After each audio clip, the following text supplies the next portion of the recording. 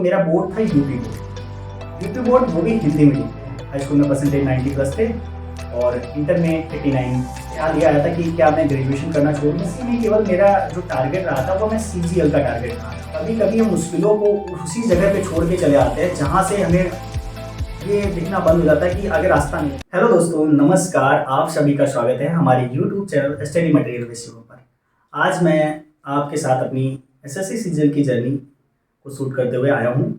उसमें मैं आपके साथ कुछ इम्पॉर्टेंट बातें शेयर करूँगा जो आपको रिलेटेबल लगेंगी अपनी चीज़ों से। मैं ये वीडियो आपके साथ 2 पार्ट में लेके आऊँगा। पहले पार्ट में जो वीडियो होगी वो मेरी स्कूलिंग से होगी, मेरा फैमिली बैकग्राउंड क्या रहा है, मैं किस बोर्ड से पढ़ा हूँ, उसके बाद मेरी कॉलेज लाइफ कैसी रही है, और फिर मैं एसएससी सीजीएल की जर्नी में गया हूँ। तो अगला वीडियो वो होगा कि एसएससी सीजीएल की जर्नी में मुझे क्या क्या देखने को मिला, क्या क्या मुझे फेल्योर से सीखने को मिला, क्या फेल्योर्स रहे, क्या क्या मैंने एग्ज़ाम्स दिए, और ये सब चीज़ें मैं अपने दूसरे वीडियो में आपसे शेयर करूँगा। देखिए, पहला वीडियो भी आपके लिए बहुत ही इंपॉर्टेंट है क्योंकि पहले वीडियो से भी आपको काफ़ी कुछ चीज़ें देखने को मिलेंगी जो आप लोगों के मन में काफ़ी कुछ संशय लेकर आती हैं, जो आप तैयारी के फील्ड में आना चाहते हैं। तो वहाँ से भी आप बहुत सारी चीज़ें ले सकते हैं और अपने आप को निश्चिंत रूप से ला करके तैयारी के फील्ड में काफ़ी कुछ अचीव कर सकते हैं। तो मैं शुरू करता हूँ अपनी स्कूलिंग से। देखिए, स्कूलिंग मेरी एक नॉर्मल स्कूल से शुरू हुई थी और मेरी कोई फैमिली बहुत बड़ी मिडिल क्लास भी नहीं बोल सकते। मेरे पिताजी फार्मर हैं, माताजी हाउसवाइफ हैं, ठीक है। और यहाँ से स्कूलिंग जब मेरी शुरू हुई तो मैं एक छोटे से प्राइवेट स्कूल से पढ़ा क्लास 8 तक। फिर मेरी आगे की जो पढ़ाई हुई क्लास 8 के बाद 9, 10, 11, 12 वो मैंने Lucknow public school Madhavganj branch से शुरू की।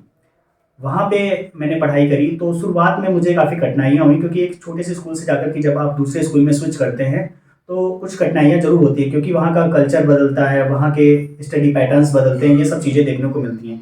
अब मैं बात करता हूँ मेरे बोर्ड की। तो मेरा बोर्ड था यूपी बोर्ड, वो भी हिंदी मीडियम। तो एक बात आप यहाँ से संशय दूर कर लीजिए कि आप अगर यूपी बोर्ड से हैं और हिंदी मीडियम से हैं तो काफ़ी लोगों के मन में संशय रहता है कि अगर हम एसएससी सीजीएल की तैयारी करेंगे या किसी भी एसएससी के एग्जाम की तैयारी करेंगे तो उसमें इंग्लिश पूछी जाती है, तो इंग्लिश का भय रहता है। तो मैं आपको निश्चित रूप से कहना चाहूँगा कि आप उसकी चिंता लेकर मत आइए। आपको कुछ समय यहाँ पे देना होगा जिसकी वजह से आप यहाँ पर इंग्लिश में अच्छा खासे मार्क्स जो है स्कोर कर सकते हैं। जैसे मेरे भी अच्छे खासे मार्क्स रहे हैं, मुझे कुछ शुरुआत में कठिनाइयाँ हुई लेकिन बाद में उन सब चीज़ों को मैंने पढ़ाई के माध्यम से दूर किया। मैं आगे आपको अगली वीडियोस के माध्यम से लाऊंगा तो उसमें भी बताऊंगा कि कैसे मैंने इंग्लिश की पढ़ाई कहाँ से करी है, क्या मैंने किन किन टीचर्स को फॉलो करा है, क्या बुक्स फॉलो करी हैं। तो आप वहाँ से काफ़ी कुछ चीज़ें ले सकते हैं। पहला संशय यहाँ से आपका दूर हो जाना चाहिए कि अगर आप यूपी बोर्ड हिंदी मीडियम के स्टूडेंट हैं तो आप निश्चिंत होकर के इस फील्ड में आइए और इंग्लिश में थोड़ा सा समय दीजिए। आपको काफ़ी कुछ सीखने को मिलेगा और आप अच्छा खासा यहाँ से अचीव करके जाएंगे और आपको सक्सेस मिलेगी। इस बात की आप बिल्कुल भी चिंता ना करें कि आपको सक्सेस नहीं मिलेगी, ठीक है। दूसरे नंबर पे मेरी इंटर तक काफ़ी अच्छी पढ़ाई रही।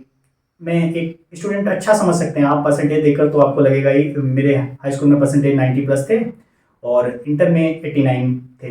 तो यहाँ से मेरी पढ़ाई ठीक ठाक रही। लेकिन मैंने जब ग्रेजुएशन में स्विच किया लखनऊ यूनिवर्सिटी के लिए इंटर के बाद, तो शुरुआत में क्या होता है, स्विच करने से पहले मुझे काफ़ी लोगों ने हाई स्कूल में भी कहा गया कि आप आईआईटी कर लीजिए, ये कर लीजिए। लेकिन मेरा क्या था कि उस तरफ कोई ज़्यादा रुझान था नहीं, तो मैंने उस तरफ ज़्यादा ध्यान दिया नहीं।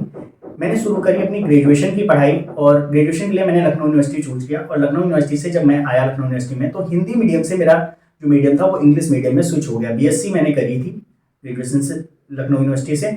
उसमें मेरे सब्जेक्ट जो थे वो फिजिक्स थे, मैथ थे और स्टैटिस्टिक्स थे। अब देखिए, एक बात और मैं आपको बता दूं, कभी कभी आपका बाय लक जो सब्जेक्ट्स मिलते हैं वो भी बहुत फायदेमंद हो जाते हैं। मेरे लिए स्टैटिस्टिक्स जो है वो बहुत फायदेमंद हो गया। रीज़न ये था, मैं चाह रहा था केमिस्ट्री लेना, लेकिन मुझे पहले दिन अपनी काउंसलिंग करानी थी। काउंसलिंग में मुझे सीट केमिस्ट्री की मिली नहीं पहले दिन। तो मैंने जब दूसरे दिन सीट लेना चाहा नहीं, उसी दिन मैंने काउंसलिंग करा ली, तो मुझे स्टैट्स की सीट मिल रही थी तो मैंने ले ली। वो फायदेमंद हो गई। और इंटरेस्टिंग ये रहा कि थर्ड ईयर में, लास्ट ईयर में मुझे एक सब्जेक्ट छोड़ना होता है और लास्ट ईयर तक पहुँचते पहुँचते इतना इंटरेस्टिंग सब्जेक्ट हो गया स्टैटिस्टिक्स कि मैंने फिजिक्स छोड़ दिया, स्टैटिस्टिक्स नहीं छोड़ा।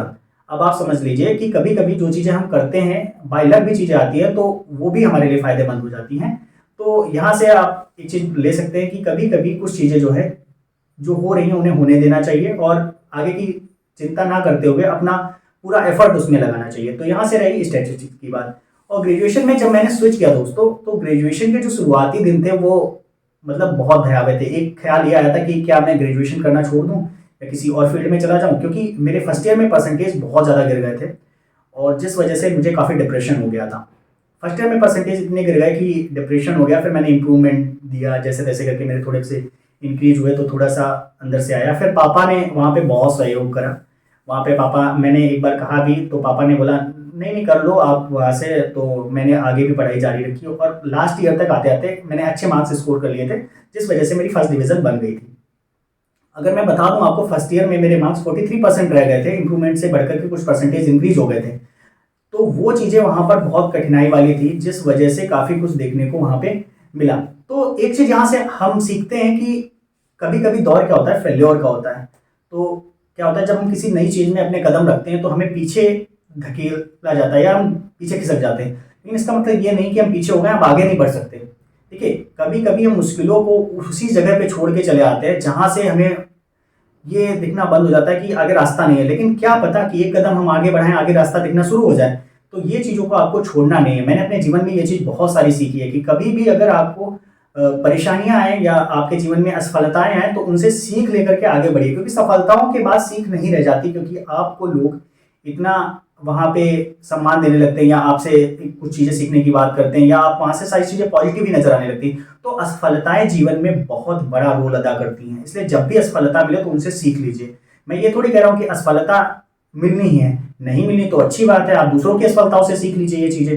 क्योंकि आज हम लोग यहाँ पर काफी चीजें शेयर करते हैं तो आप लोग वहां से देखकर काफी चीजें सीख लेते हैं कि अपने जीवन में ये गलती मुझे नहीं करनी है। तो वहां तक मेरा ग्रेजुएशन का सफर रहा। ग्रेजुएशन में अच्छे खासे मार्क्स स्कोर हो गए। तो वहां से इंग्लिश मीडियम मेरा स्विच हो चुका था।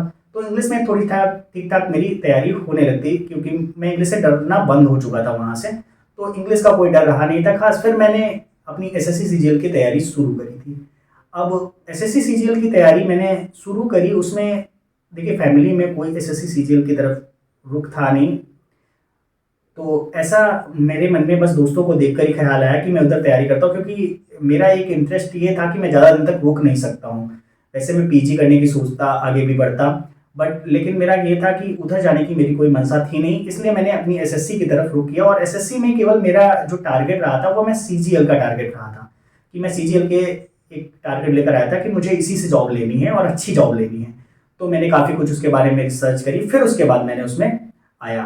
अब मैं आपके साथ ये चीज़ें शेयर करी है। अब अगले वीडियो में मैं शेयर करूंगा कि एसएससी सीजीएल की जर्नी के दौरान मुझे क्या क्या देखने को मिला जब मैंने तैयारी शुरू की उसके बाद।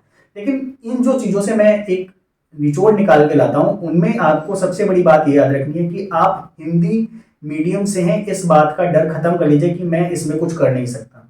दूसरी चीज़ यह है कि सफलता और असफलता जीवन का पार्ट होते हैं। असफलताएं आती हैं कुछ सिखाने के लिए, और सफलता जो है वो आपको बहुत कुछ दे के जाती है। ठीक है, सफलता के बाद सारी पॉजिटिव चीजें आपके आती है, आत्मविश्वास आपका बढ़ता है, ये भी चीजें हैं।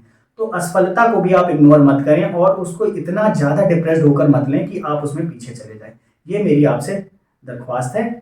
और इसी तरीके से आप अपनी तैयारियों को बढ़ाते रहिए और अपने जीवन में अच्छा करते रहिए। मिलते हैं अगले वीडियो में। आपको मेरी तरफ से बहुत सारी शुभकामनाएं दोस्तों, और आपके अपने वाले जीवन में बहुत सारी खुशियां हो, आप सफलता प्राप्त करें। तैयारी को आप अपनी आगे बढ़ाते रहिए और बिना किसी भय के मैं आपके साथ खड़ा हूँ आपकी तैयारी में सहायता करने के लिए। और बहुत सारा कंटेंट आपको प्रोवाइड कराऊंगा, चाहे वो मैथ का हो चाहे इंग्लिश का हो, जो आपको आने वाले एग्जाम में बेशक रूप से मदद करेगा और आपकी बहुत सारे नंबर लाने में मदद करेगा और आपकी ड्रीम पोस्ट अचीव करने में मदद करेगा। जय हिंद दोस्तों।